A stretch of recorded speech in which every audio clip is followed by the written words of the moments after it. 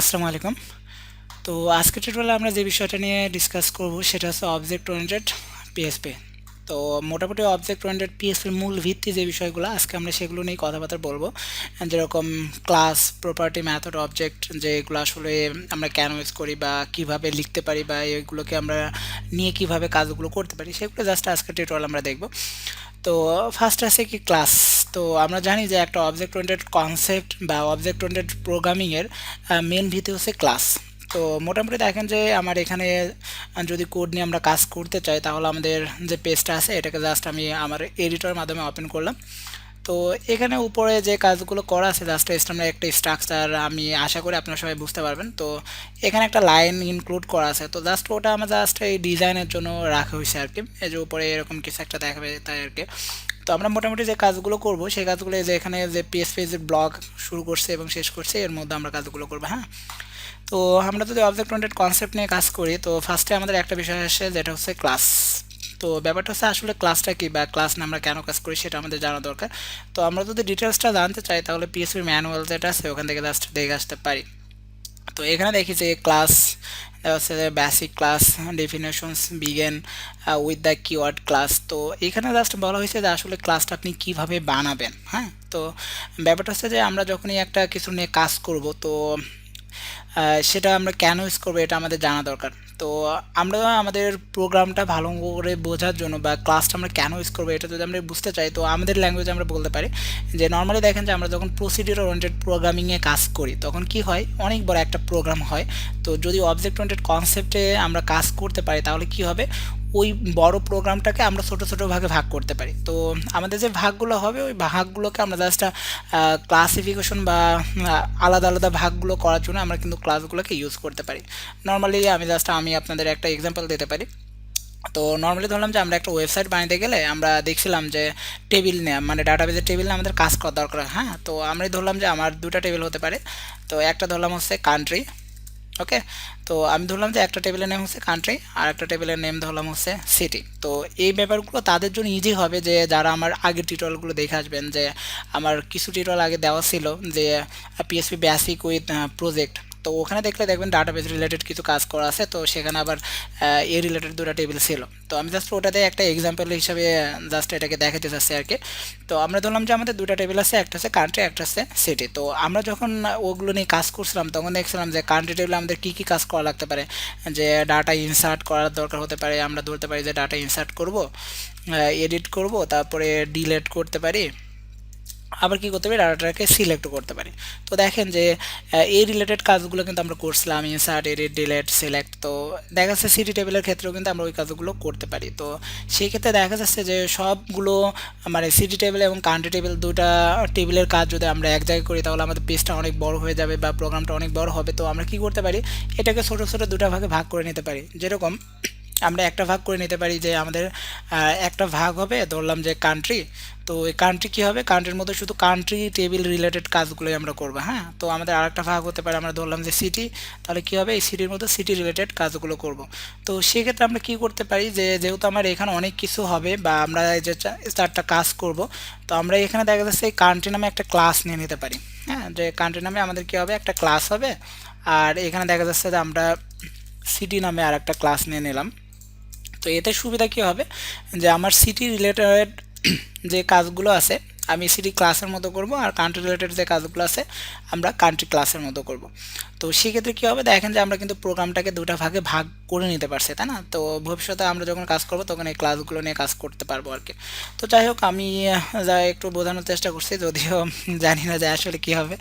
তো এখানে দেখেন যে আমরা ক্লাসটা আসলে এই জন্যই যে আমাদের যে প্রোগ্রামগুলো থাকবে প্রোগ্রামগুলোকে আমরা ছোটো ছোটো ভাগে ভাগ করতে পারি, আর ওই ভাগের এক একটা নেম দিতে পারি, সেগুলো ধরুন যে এরকম ক্লাস নেম জাস্ট আমরা এভাবে ইউজ করতে পারি।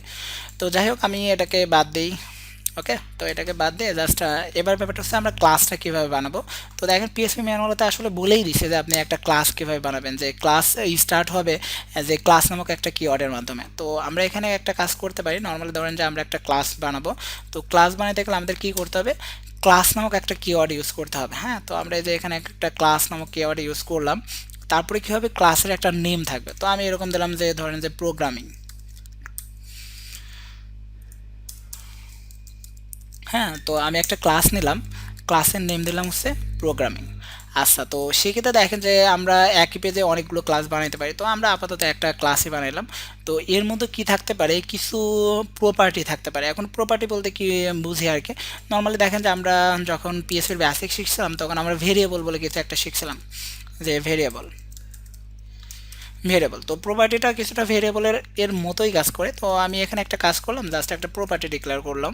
তো ধরেন যে আমি জাস্ট এরকম একটা প্রপার্টি ডিক্লেয়ার করলাম হচ্ছে এইচটিএমএল। তো আমরা যখন এর মধ্যে একটা প্রপার্টি ডিক্লেয়ার করব, অবশ্যই এটার আগে আমার কি দিতে হবে, অ্যাক্সেস মডিফায়ার দিতে হবে। এখন অ্যাক্সেস মডিফায়ার কি বা ওটা নিয়ে কিভাবে কাজ করে, তো আমরা আপাতত এটা শিখিনি, তো আমরা পরে এগুলো নিয়ে আলোচনা করব। তো আমি জাস্ট লিখলাম যে পাবলিক, হ্যাঁ, যে আমার যে প্রপার্টি আছে প্রপার্টির আগে আমি কি করলাম, একটা অ্যাক্সেস মডিফায়ার দিলাম যেটা হচ্ছে পাবলিক। তো আমি এরকম আরও কিছু প্রপার্টি ডিক্লেয়ার করে নিতে পারি। তো আমি এরকম আর একটা প্রপার্টি নিব। তো এখানে যে ধরেন যে আমি দিলাম যে সিএসএস, হ্যাঁ। তো আমার দুইটা প্রপার্টি হচ্ছে, একটা হচ্ছে এইচটিএমএল আর একটা হচ্ছে সিএসএস। আচ্ছা, তো এরপরে দেখেন যে আমরা কি করতে পারি, এই ক্লাসের মধ্যে আমরা কিছু মেথড ডিক্লেয়ার করতে পারি, মেথড। তো এখন ব্যাপার হচ্ছে মেথড শব্দটার সাথে আমরা অনেকে হয়তো পরিচিত না, বাট যারা দেখা যাচ্ছে প্রসিডিউর ওরিয়েন্টেড প্রোগ্রামিং করছি তারা আমরা অনেকেই ফাংশনের সাথে পরিচিত। তো এরকম দেখেন যে আমরা ফাংশন বলে কিছু একটা দেখছিলাম, ফাংশন আমরা প্রসিডিউর ওরিয়েন্টেড প্রোগ্রামিংয়ে বা আমার পিএসপির আগেকার যে টিউটোরিয়ালগুলো আছে ওখানে আমরা জাস্ট ফাংশনগুলো দেখছিলাম। তো ফাংশনটা আসলে আমরা কীভাবে বানাতাম, যে এইভাবে ফাংশন কিওয়ার্ড লিখতাম, তারপরে ফাংশনের একটা নেম দিতাম, তাই না? তো এখানে আসলে ওইটাই যে আমরা যে ফাংশন বলছি প্রসিডিউর ওরিয়েন্টেড প্রোগ্রামিংয়ে আর অবজেক্ট ওরিয়েন্টেড কনসেপ্টে, জাস্ট ওইটাকে আমাদের বলা হয় হচ্ছে মেথড। তো আমরা এখানে কি করতে পারি, এরকম একটা ফাংশন ডিক্লেয়ার করলাম, ধরেন যে আমি দিলাম যে গেট এইচটিএমএল। ওকে, তো এই ফাংশনের আগে কি হবে, একটা অ্যাক্সেস মডিফায়ার দিতে হবে। তো আমরা আপাতত এখানে আমরা অ্যাক্সেস মডিফায়ার হিসেবে পাবলিক দিয়ে দিলাম। তো এখানে আমি কি করব, যে কেউ যদি এই মেথডটাকে কল করে তাহলে আমি এরকম কিছু একটা মেসেজ দেখাইতে পারি যে this is HTML method text. Okay, তো কেউ যদি দেখা যাচ্ছে আমাদের যে মেথড আছে এটাকে কল করে, তাহলে আমরা কি করতে পারবো, যে জাস্ট এই মেসেজটা শো করব।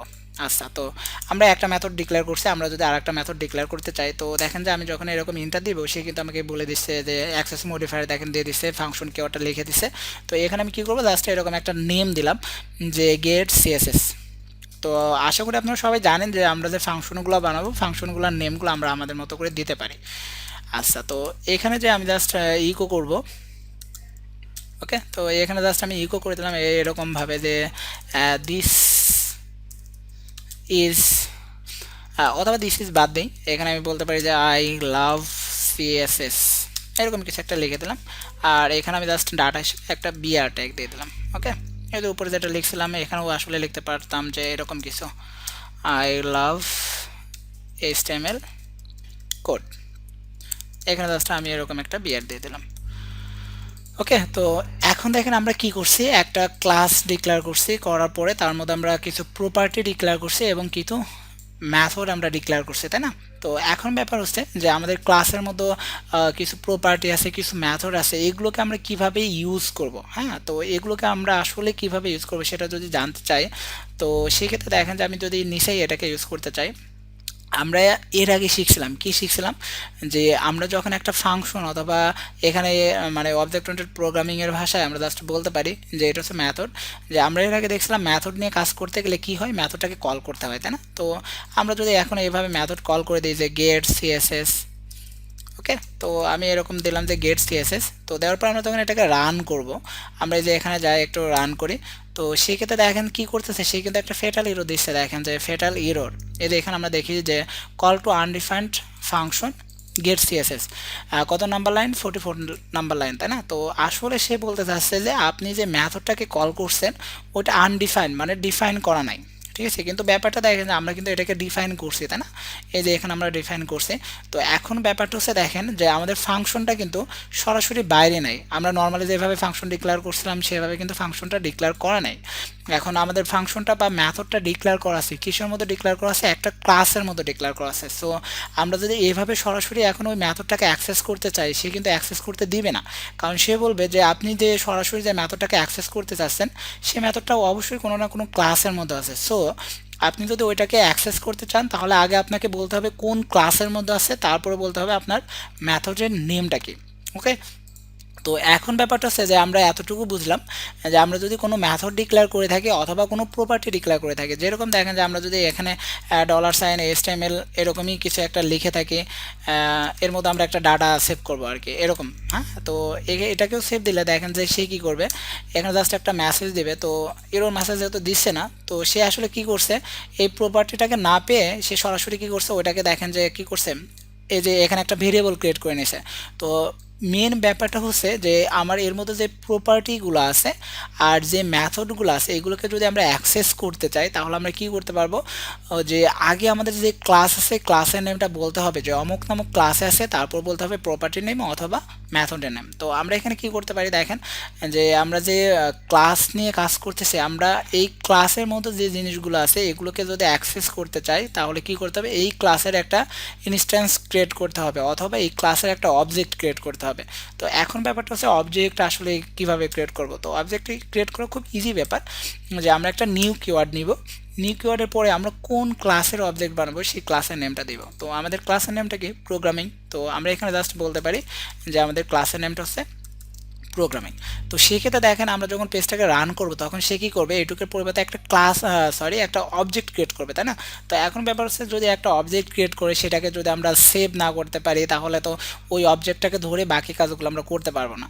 তো সেই ক্ষেত্রে আমরা কী করলাম, এখানে একটা ভেরিয়েবল নিলাম, ধরেন যে ভেরিয়েবলের নেম আমি দিলাম ওবিজে ইকুয়াল, তারপর এটা দিলাম। তো সেক্ষেত্রে দেখেন যে আমরা কী করতেছি, আমরা প্রোগ্রামিং ক্লাসের একটা অবজেক্ট ক্রিয়েট করে সেটাকে ওবিজে নামক এর ভেরিয়েবলের মধ্যে সেভ করে দিচ্ছে। তার মানে আমার এই ভেরিয়েবলটা আসলে অবজেক্টের মতো কাজ করবে। তো আমরা যদি এটা দেখতে চাই যে আসলে এটা অবজেক্ট কি না, তাহলে আমরা এর আগে দেখছিলাম যে প্রিন্টার, তাই না, যে প্রিন্টারের মতো যদি আমরা কোনো একটা অ্যারের দিয়ে দিতাম তাহলে সে কী করতো, অ্যারের নেমটা বলতো এবং বাকি স্ট্রাকচারটা দেখাতো। তো আমরা এখানে একটা কাজ করি বোঝার জন্য, আমরা জাস্ট ওবিজে আমাদের যে অবজেক্ট ছিল অবজেক্টের নেমটা এর মধ্যে দিয়ে দিই। হ্যাঁ, তো এটাকে সেভ দিলে দেখা যাক কি হয়। আমরা এখানে যে একটু রিলোড দিই, তো এই যে এখানে দেখতে পারবো যে অবজেক্ট, তারপর দেখতে পারতেছি যে আমাদের দুইটা প্রপার্টি আছে, একটা হচ্ছে HTML আর একটা হচ্ছে CSS। তার মানে আমরা যেটাকে এটার মধ্যে দিয়ে দিছি ওবি, যেটা আসলে একটা অবজেক্ট হিসেবে কি করতেছে, কাজ করতেছে, তাই না? তো যাই হোক, আমরা আসলে এটা নিয়ে কাজ করব না। এখন ব্যাপার হচ্ছে যে আমরা এটাকে অ্যাক্সেস করব। এই যে নর্মালি দেখেন যে আমাদের যে মেথড ছিল আমরা মেথডটাকে কি করব, অ্যাক্সেস করব। তা যদি মেথডটাকে আমরা অ্যাক্সেস করতে চাই তাহলে আমরা কি করতে পারি, তো নর্মালি দেখেন যে আমি এখানে যাই, যাওয়ার পরে আমাকে ফার্স্টে বলতে হবে কি, যে এই মেথডটাকে যদি অ্যাক্সেস করতে চাই তাহলে আগে বলতে হবে যে আপনার এই ক্লাসের অবজেক্টটা কি। তো আমাদের অবজেক্টের নেম কি এখন ওবিজে। তো আমরা এইভাবে বলতে পারি যে আগে বলবো অবজেক্ট, তারপরে টেন্স টু দিয়ে বলবো হচ্ছে এটার নেম। তো এখানে দেখেন যে আমরা যদি বলি যে ওবিজে টেন্স টু, এরপর বলতে পারি হচ্ছে আমাদের প্রপার্টির নেম বা আমাদের মেথডের নেম। তো আমাদের মেথডের নেমটা কি, গেট সিএসএস। তো আমরা এখানে যে বলতে পারি হচ্ছে গেট সিএসএস। ওকে, তো যদি এটাকে আমরা সেভ দিই, দেওয়ার পর আমাদের যে পেজ ছিল এটাকে যদি আমরা এবার রান করি তাহলে আমরা দেখতে পারবো যে এখানে দেখাচ্ছে কি আই লাভ সিএসএস। তো ব্যাপারটা এখানে হয়ে গেছে। আমি একটা কাজ করি, এই যে উপর আমি HTML কিছু লিখে রাখছিলাম, এখানে আমি একটা এইচআর দিয়ে দিই, মানে একটা হরিজন্টাল লাইন আসবে। হ্যাঁ, তো এখানে দেখেন যে আমি একটু রিলোড দিই, তাহলে এই যে আমরা আউটপুটটা দেখতে পারতেছি। তো এখানে দেখাচ্ছে কি আই লাভ সিএসএস। তো ব্যাপারটা হচ্ছে দেখেন যে আমরা কি করতে পারছি, এখন আমাদের এর মধ্যে যে মেথড ছিল মেথডটাকে কল করতে পারছি, তাই না? তো মেথডটাকে কিভাবে কল করছি, আগে আমরা যে ক্লাস ছিল ক্লাসের অবজেক্ট বানিয়েছি, সেই অবজেক্টের নেমটাকে ধরে তারপরে এরকম একটা সিম্বল দিয়ে তারপরে কিন্তু আমরা মেথডের নেমটাকে লিখতে পারছি। তো যদি এইভাবে লিখি তাহলে সে কী করবে, মেথডটাকে জাস্ট রান করে দেখাবে। এখন দেখেন আমরা যদি ইচ্ছা করি যে আমাদের অবজেক্ট ওবিজে, এরপর আমরা যদি বলতে চাই যে আমাদের গেট এলিমেন্ট বা গেট HTML নামে যে মেথডটা আছে এটাকে অ্যাক্সেস করব, তো আমরা এখানে বলতে পারি যে গেট HTML। ওকে, তো এখানে দেখেন যে আমরা ওই মেথডটাকে কি করতে পারি, অ্যাক্সেস করতে পারি। তো এখানে একটু যাই রিলোড দিই, তাহলেই দেখেন যে আমরা দেখতে পারতেছি আই লাভ HTML কোড। এখানে দেখেন যে আমরা গেট HTML যে মেথডটা ছিল এর মতো লিখে রাখছিলাম যে আই লাভ HTML কোড। তো আশা করি আমরা দুটা মেথডকে অ্যাক্সেস করতে পারছি। তো সেক্ষেত্রে দেখেন শুধু মেথডটাকে অ্যাক্সেস করতে পারবো তা না, আমরা এই সকল প্রপার্টিগুলোকে এখন কিন্তু অ্যাক্সেস করতে পারবো। তো আমরা যদি এরকম লিখি যে ওবিজে টেন্স টু, আমাদের প্রপার্টির নেম ছিল HTML। তো আমি এখানে যদি এরকম কিছু একটা লিখে দিয়েছি ইজ HTML প্রপার্টি টেক্সট, এরকম কিছু একটা লিখলাম। কেন লিখলাম, এখানে দেখেন আমরা শুধু প্রপার্টিটাকে ডিক্লেয়ার করছিলাম, এর মধ্যে কিন্তু কোনো ভ্যালু ছিল না, তাই না? তো এখন যদি আমরা এরকম করি যে আমাদের ইকো যেটা ছিল, ইকো দেওয়ার পরে আমরা বলতে পারি যে ওবিজে টেন্স টু দিয়ে বলতে পারি আমাদের প্রপার্টি নেমটা হচ্ছে HTML। তো এটাকে যদি আমরা সেভ দিই, দেওয়ার পরে এখানে একটু যাই রিলোড দিই, তাহলে দেখেন যে কি করতেছে say this is HTML property text, মানে আমার এই প্রপার্টির মধ্যে আমি যে টেক্সটটাকে সেভ করছি সেটাকে সে কী করতেছে দেখিয়ে দিছে, তাই না? তো আশা করি আমরা সবাই বুঝতে পারছি যে ক্লাস কি বা ক্লাস আমরা কীভাবে বানাবো, প্রপার্টি কি বা প্রপার্টিটা আমরা কীভাবে বানাবো, মেথড কি মেথডটা আমরা কীভাবে বানাবো, এবং দেখেন যে আমরা অবজেক্ট কীভাবে বানাবো সেটাও দেখছি। এরপর আমরা কীভাবে মেথডটাকে অ্যাক্সেস করব সেটা দেখছি, প্রপার্টিটাকে আমরা কীভাবে অ্যাক্সেস করতে পারি সেটা দেখছি। তো আশা করি সবাই বুঝতে পারছেন যে এগুলো নিয়ে কীভাবে কাজ করবেন। তবে এগুলো হচ্ছে আমাদের অবজেক্ট ওরিয়েন্টেড কনসেপ্টের একদম ভিত্তি বলা যায়। যেরকম আপনি ক্লাস অবজেক্ট এগুলো যদি ভালো করে না বুঝেন বা এগুলো নিয়ে যদি ইজিভাবে কাজ না করতে পারেন, তাহলে পরবর্তী কাজগুলো কিন্তু আপনাদের জন্য একটু জটিল হবে।